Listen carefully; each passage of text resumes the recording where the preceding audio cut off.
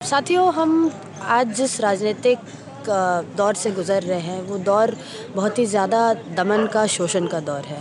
और इस दमन और शोषण का विक्टिम जो सबसे पहले होता है वो इस देश का मार्जिनलाइज, और ये हिस्टोरिकली हमेशा ऐसा ही रहा है। चाहे वो इस देश का आदिवासी हो, दलित हो, माइनॉरिटी हो, पिछड़े वर्ग हो या फिर महिलाएं ही क्यों हो, हमेशा से दमन उन्हीं के ऊपर सबसे पहले आया है। इस देश में एक कॉन्स्टिट्यूशन है, एक एक बेहतरीन कॉन्स्टिट्यूशन बाबा साहब डॉक्टर बी आर अम्बेडकर के द्वारा लिखा हुआ है। इस कॉन्स्टिट्यूशन में उन्होंने इंश्योर करा कि all citizens, irrespective of their caste, their race, their language, their gender, they get a representation and they are recognized as citizens and equal citizens of this country.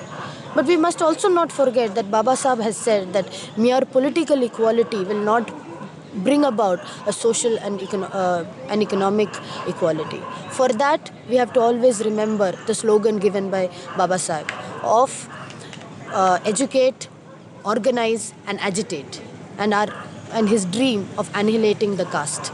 It is very important in today's particular context.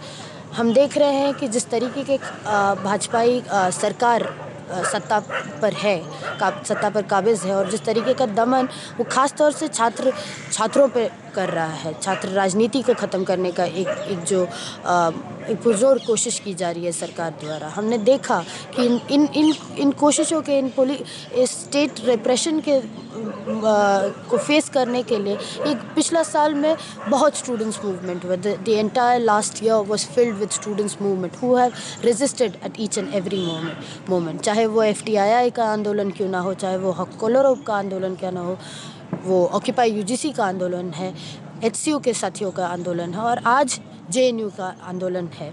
JNU में जिस तरीके से police crackdown हुआ है, दिन दहाड़े JNU president को arrest कर लिया जाता है on some obnoxious idea of sedition and of being anti-national।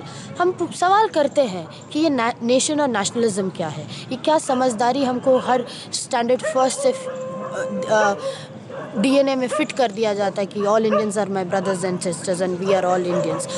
What is this idea of India and who is the Indian that they are speaking about? One has to take this question headlong। and हमको लगता है कि despite the constitution being there in place which should be practiced, हम देख रहे हैं कि आज भी बहुत दुखद है कि आज भी मनु का राज चलता है इस देश में आज भी महिलाओं के साथ शोषण होता है, आज भी दलित आदिवासियों पे शोषण होता है despite the constitution of this country। and our fight is to ensure that democracy doesn't remain merely as formal democracy but we all live and practice a substantial democracy।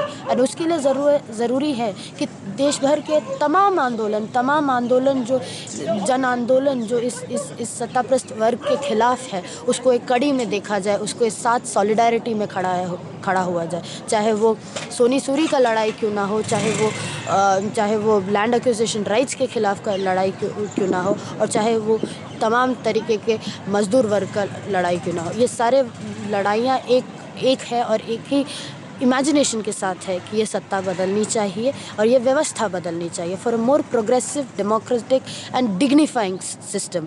The government, the fastest government of this country, that they can not take us for a ride। They will be forced to bow down before the students movement who are raising the questions of democracy, of freedom of expression, of freedom of dissent। and Rohit के इस हत्या को हम लोग ना भूलेंगे ना माफ़ करेंगे।